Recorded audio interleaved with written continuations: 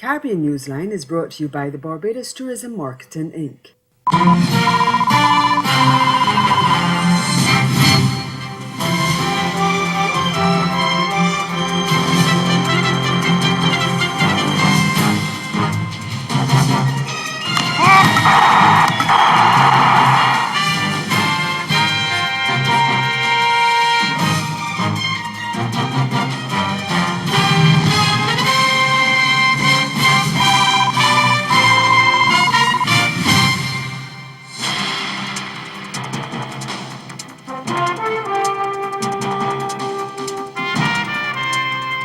Haiti's president-elect faces corruption allegations. That's our top story in Caribbean Newsline for Thursday, January 26. From the CMC News Center in Bridgetown, I'm Nicole Best. Good evening. Jovenel Moise spent 4 hours before an investigating judge on Wednesday answering questions on fraud allegations. They include money laundering and receipt of favorable loans prior to his entry into politics. The former banana exporter denies any wrongdoing and maintains the allegations are smear tactics by his opponents. Defeated presidential candidates Jules Celestin and Moise Jean-Charles have now united to launch an opposition movement called Democratic Sector Reunited. Jean-Charles says the movement is not an alliance of losing candidates, but a regrouping of political leaders who reject what he calls the electoral coup. The group is mobilizing to try to prevent Jovenel Moise's team from taking the reins of power on February 7th at his investiture. The investigation into Moise was launched in 2013, but the investigating judge is said to have taken no action until 3 opposition senators asked to know the outcome. It is unclear whether the judge will give a ruling before the investiture. Over in Dominica, the Ministry of Foreign Affairs is seeking to clarify the status of an Iranian national who has been arrested on allegations of involvement in the country's biggest corruption scandal. Ali Reza Halat Monfarid became a citizen of Dominica in 2014 through the island's Citizenship by Investment program and was also granted diplomatic status. He was arrested in the Dominican Republic, but a statement from the ministry issued late Wednesday said authorities had carried out comprehensive due diligence before granting him citizenship. The ministry said the investigation was conducted by an internationally recognized U.S.-based due diligence firm. It said the report showed no areas of concern in any jurisdiction or country, including Iran, and Monfarid passed all other security checks. There were also no pending legal or other matters against him anywhere, and he was found to be a respected businessman with ties in Malaysia and Southeast Asia. The Foreign Affairs Ministry said Monfarid's diplomatic passport was recalled and cancelled, and all official ties with him were severed effective January 30th, 2016, when authorities were informed that he may be a person of interest. Trinidad and Tobago's opposition leader has written to the new United States President Donald Trump to find out whether or not his administration will repeal a piece of legislation that has caused controversy in the Twin Island Republic. That legislation is the Foreign Account Tax Compliance Act, FATCA, passed by former President Barack Obama's administration, which requires foreign financial institutions and certain other non-financial foreign entities to report on the foreign assets held by their U.S. account holders. The government and opposition in Trinidad and Tobago have been at odds over legislation which must be passed to comply with FATCA. And opposition leader Kamala Persad-Bissessar has sent a 2-page letter to President Trump to get clarification on his administration's position on the act. Kamal Georges of CNC3 News reports. Less than a month ago, the opposition finally got government to agree to a joint select committee on the FATCA legislation. But now the opposition leader is seeking answers from the new U.S. president about his plans for the controversial measure. In a letter sent on the 13th of January, Mrs. Persad-Bissessar tells Donald Trump, quote, "As we consider the full impact of FATCA compliance on our citizens, taxpayers and institutions, as well as what some see as a compromise of our sovereignty in submitting to a foreign law, it is appropriate to ask what your administration plans to do about FATCA." End quote. Mrs. Persad-Bissessar says her immediate purpose for writing the 2-page letter concerns a law which was enacted by former President Barack Obama, which she says has become the object of sharp controversy in this country. She explains that she chose to write the letter after Finance Minister Colm Imbert rebuffed her suggestion that the Prime Minister should write seeking clarification. The reason she's seeking answers is based on his party's 2016 platform, which she says calls for its repeal. She says Republican bills to repeal FATCA were introduced in the outgoing U.S. Congress but failed. She says with a comprehensive tax reform package expected early in his administration's term, she is informed that a FATCA repeal bill may be among the reforms included. As the JSC begins its work to examine the bill, she says, quote, "It would be very helpful to know if the relevant U.S. law may soon be nullified so that the Parliament has a better sense of how to proceed. It is unclear whether there has been any response from the U.S. government." Meantime, two Caribbean American legislators in New York have expressed outrage over President Trump's executive orders for sweeping crackdown on illegal immigrants. On Wednesday, Trump signed orders for aggressive efforts aimed at finding and deporting those immigrants. The orders also penalize communities such as New York City, which offers sanctuary to undocumented migrants. Congresswoman Yvette Clarke told CMC News that the move was a vicious attack on families across the United States and could not stand. She said there were millions who wanted to obtain legal status and become full members of our civil society, including several 100,000 young women and men who are enrolled in the they're enrolled in the U.S. Army. Let me just take this again. She said there were millions who wanted to obtain legal status and become full members of the civil society, including several 100,000 young women and men enrolled in the U.S. Army and in the Deferred Action for Childhood Arrivals program and are attending college, working and serving in the armed forces. Clarke, the daughter of Jamaican immigrants, pledged to fight for all immigrants. New York City Council member Jamani Williams, the son of Grenadian immigrants, also blasted the president's decision, and he called it an assault on immigration that is offensive and shows the worst of America. Barbados' Prime Minister Frondell Stewart is insisting that there will be no devaluation of the Barbados dollar. He reiterated that position on Wednesday on the heels of the central bank governor reporting a major dip in foreign reserves. Stewart said that as long as the island continued to depend on its relationship with the world for economic sustenance, there would be fluctuations in its fortunes, and devaluation could not be the only solution every time there is an adverse movement in the foreign exchange or foreign reserves situation. Objective conditions in Barbados today do not justify any tampering with our exchange rate.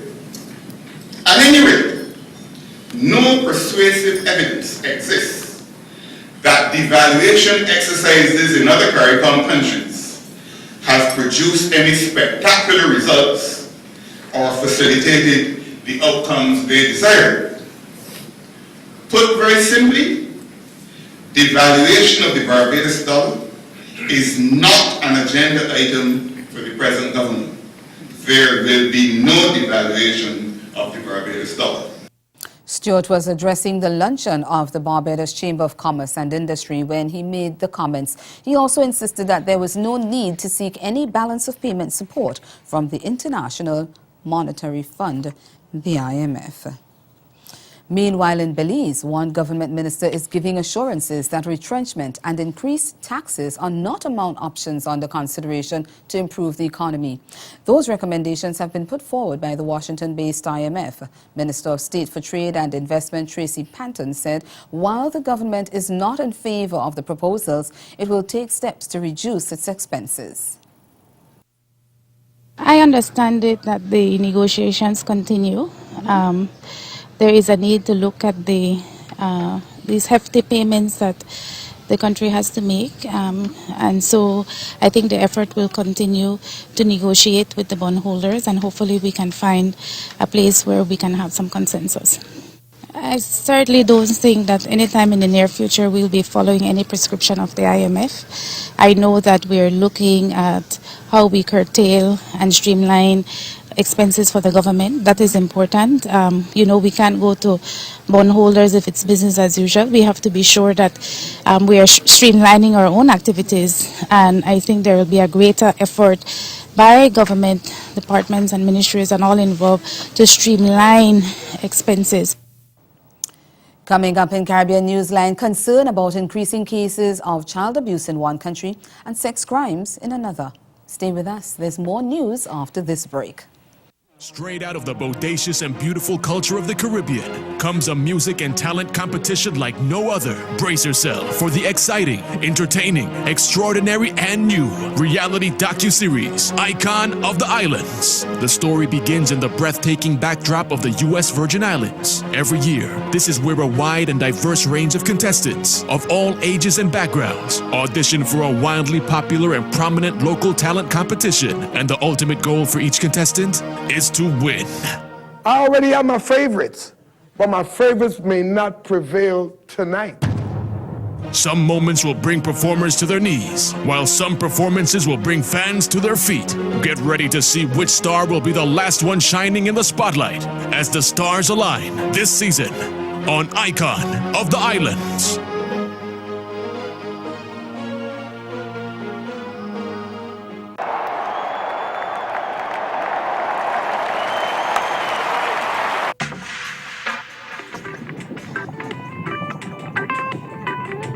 Welcome to my island. Welcome to my Caribbean island. Welcome to my island. Maybe in my next life, I'll become a golfer.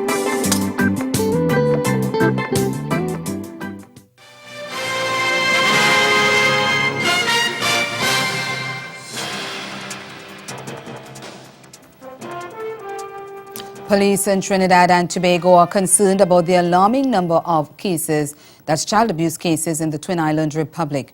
In less than 2 years, police say over 3,000 cases of child abuse have been reported, and most of them are sexual abuse. We get more from Anselm Gibbs of TV6 News. Startling numbers of children being abused in Trinidad and Tobago. At Wednesday's police news briefing, officers from a child protection unit said from when it was set up in May 2015 to December 2016, the Child Protection Unit has investigated more than 3,100 cases. This breaks down into 986 cases in 2015 and 2,122 cases last year. The most prevalent matters investigated is the offense of sexual penetration, followed by sexual touching. Police say 591 cases were resolved last year, and 271 cases were resolved the year before that. Some 722 cases are before the court. In cases of sexual abuse, police say the most common perpetrators are people the victims know quite well. I would say the families, people related to these victims. Between May 2015 and December 2016, 775 girls between ages 12 and 16 were abused, the highest number of cases in all the age groups. And for boys, that age group was 6 to 11, with 260 cases reported. Police say they're doing their part to sensitize the public about child abuse, and they believe their methods are working. So it would appear that, it's more reports, but because they are being sensitized, that is why they are coming forward. The message to children is that inappropriate touching must not be encouraged, and should it happen, children are aged to tell a parent, guardian, or even a teacher. Meanwhile, criminal attorney in Grenada, Ruggles Ferguson, says the growing lack of respect for women in society is contributing to an increase in sexual crimes. Ferguson, who once served as head of the Grenada Bar Association, says adjusting the mindset of offenders can help to reduce the incidence of sex crimes against women. We get more in this report from Eugenia Peters of GBN News. In recent years, sexual offences have occupied a large position in the criminal assizes as these cases remain bailable offences. As it stands, bail is based on a number of factors, including the presumption of innocence and the fact that it is a constitutional right unless there are factors that would influence the course of justice. Influencing factors can be a determination of a flight risk or whether the person or persons may interfere in the investigation. Weighing in on the fact that sexual crimes are bailable offences, attorney at law Ruggles Ferguson believes a change in mindset of society may be a solution to reform offenders. Where you have repeat offenders in different for different categories of crime. Reform is an important aspect of any agenda because it's important that you work, especially many of these folks involved in criminal offenses are youth. And even with sexual offenses, you have not just the traditional, we would refer to as criminal, but you have all kinds of persons involved in sexual offenses. So again, it depends on the person, what the program for that is suitable to reform an offender. It might be professional help, for example, maybe professional help. So it really has to do with changing the minds of society. He added the disrespect shown by men towards women can contribute to some of these sexual crimes. Creative ways at the local level. And it starts really with a respect for women. A respect for women. I think it starts there, and the programs would have to suit the individual. There would need to be creative programs put in place to ensure that first and foremost you have respect for women, because the underlying issue would turn on, for example, in rape, would be disrespect for women. The January assizes officially began last week with 142 cases down for trial. The assizes is again dominated by sexual offences, which accounts for 44% of the cases. President of the Caribbean Court of Justice, Sir Dennis Byron, is praising the new civil procedures announced by Guyana's Attorney General Basil Williams. The measures, which have not yet taken effect, are designed to reduce the congestion in the court system. We get more in this report from Keisha Jilks of Capital News. November, Attorney General and Minister of Legal Affairs Basil Williams laid new civil procedure rules before the National Assembly. These rules would go on to provide new guidelines for civil proceedings and ease congestion in courts. President of the Caribbean Court of Justice noted that not only would these procedures increase transparency in the judicial system, but would allow individuals to understand more about the court system. And you're going to have a more transparent system where people know more about how the court is operating. And a lot of the issues that people have been bothered about are going to be addressed if these rules are properly applied. The Chancellor mentioned that you shouldn't expect the rules to be perfect, and that is true. You know, I've been talking a little bit about these days about the international framework of court excellence and everybody's desire to have an excellent court or an excellent court system. But the point that is emphasized over and over again is that you do not reach a state of excellence. The new procedures have been praised for bringing Guyana in line with regional civil procedures, but must be efficiently adhered to for their success. Once the rules went into effect, state attorneys, judges, and magistrates received training to educate them on the new procedures, which would reform the way civil matters are handled. However, Williams questioned the length of time it took for the new rules to be implemented. So there were some peculiarities under the last regime with respect to the functioning of the judiciary that really leave a lot to be answered. Why is it after 10 years we are still talking about new civil procedure rules? And I believe it's only because I decided to take the bull by the horn. Williams claims that an uncoordinated system has caused several issues over the years. And ahead in Newsline Sport, reaction in Jamaica to the country's relay team losing an Olympic gold medal. Stay with us. Sport is next.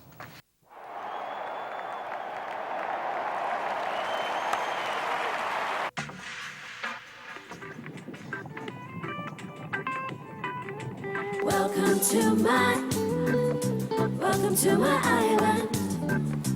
Welcome to my Caribbean island.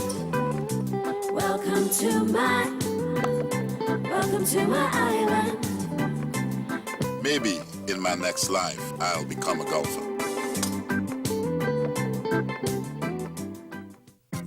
Grow your business or promote your event through the services offered by the Caribbean Media Corporation and CaribVision. Our distribution provides a platform on cable, terrestrial television, and websites. We cover carnivals and events from across the region.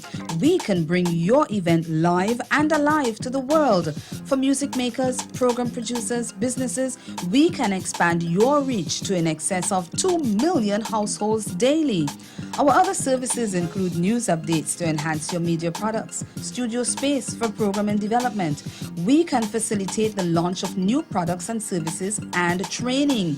Contact us and we will help you unleash your creative ability, develop products and services, and provide the medium to watch them grow. Contact Loretta Skeet at cmccaribbean.com or call her 1-246-467-1044 or 1-246-253-3889. Call and book your carnival or event today.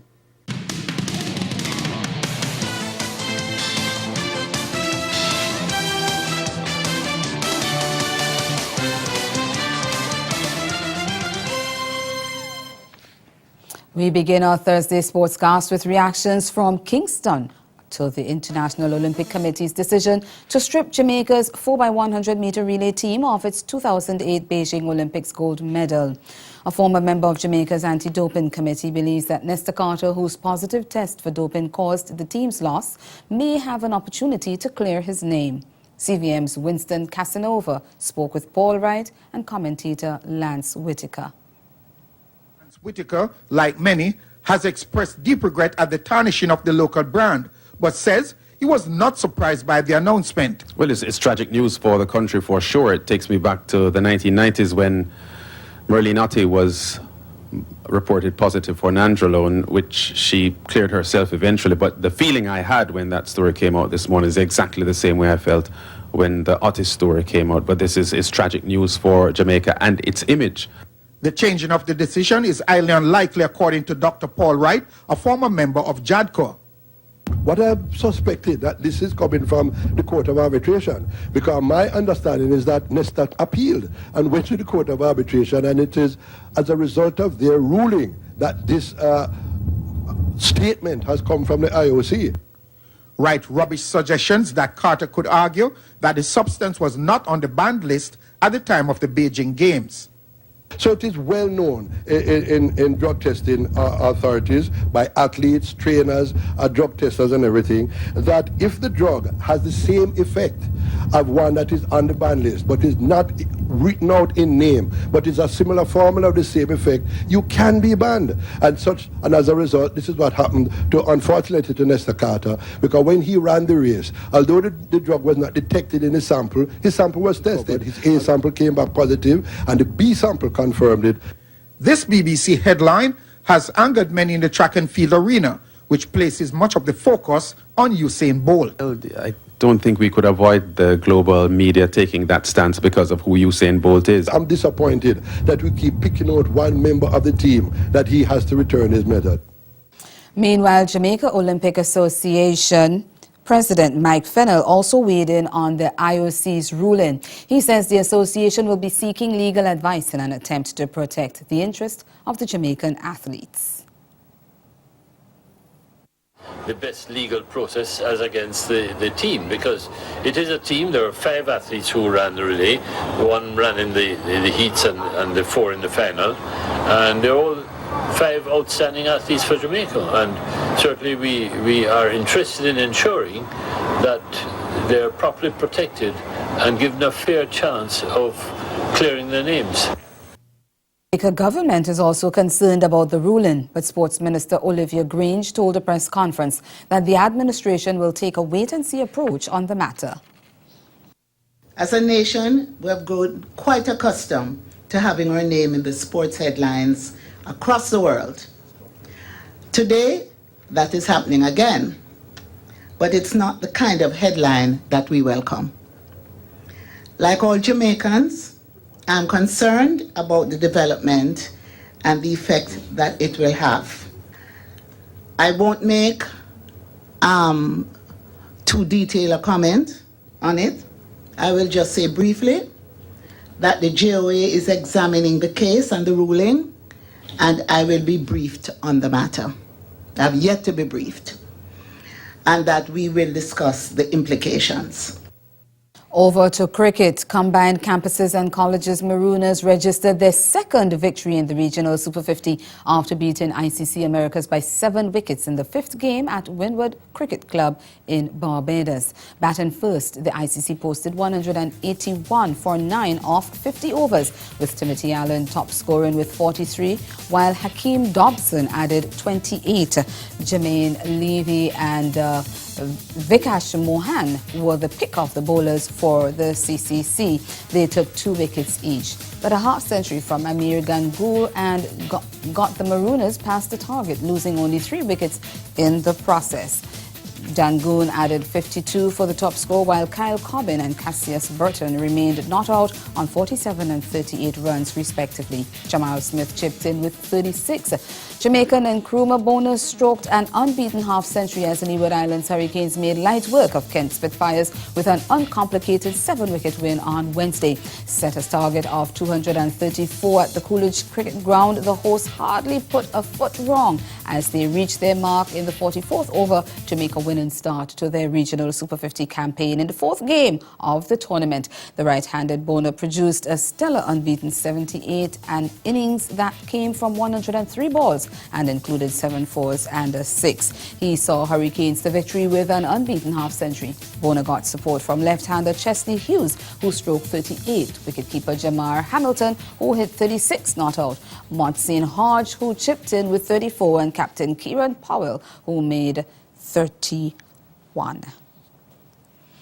Regional female umpire Jacqueline Williams has described her appointment to stand in next month's ICC Women's Cricket World Cup qualifiers as a major stepping stone in her career. The 40-year-old has already stood in the ICC World T20 Women's qualifiers, the ICC Division 5 tournament, along with the Regional First Class Championship and Regional Super 50. Williams is one of 2 regional umpires set for the tournament, with 27-year-old Leslie Reefer Jr. also named to stand in the February 7 to 21 qualifiers. He became one of the youngest ever international umpires last year when he debuted in the T20 series in Florida, United States, between West Indies and India. And that's the sport. Stay with us. We'll be right back. Caribbean Newsline is brought to you by the Barbados Tourism Marketing Inc. Grow your business or promote your event through the services offered by the Caribbean Media Corporation and Carib Vision. Our distribution provides a platform on cable, terrestrial television, and websites. We cover carnivals and events from across the region. We can bring your event live and alive to the world. For music makers, program producers, businesses, we can expand your reach to in excess of 2 million households daily. Our other services include news updates to enhance your media products, studio space for program and development. We can facilitate the launch of new products and services and training. Contact us and we will help you unleash your creative ability, develop products and services, and provide the medium to watch them grow. Contact Loretta Skeet at cmccaribbean.com or call her 1-246-467-1044 or 1-246-253-3889. Call and book your carnival or event today. The Jonkonu's fife, the rhythm of the drum, the strum of the pan, the lilt of the voice from island to mainland. All pigments and tones, old and young, his and hers, all we are one. You, we, me. This is UE TV. That's Caribbean Newsline. For news and sport around the clock, do log on to CarnaNews.com. We'll be back here again tomorrow. But from all of us at CMC News, we thank you for watching and do have yourselves a very good night.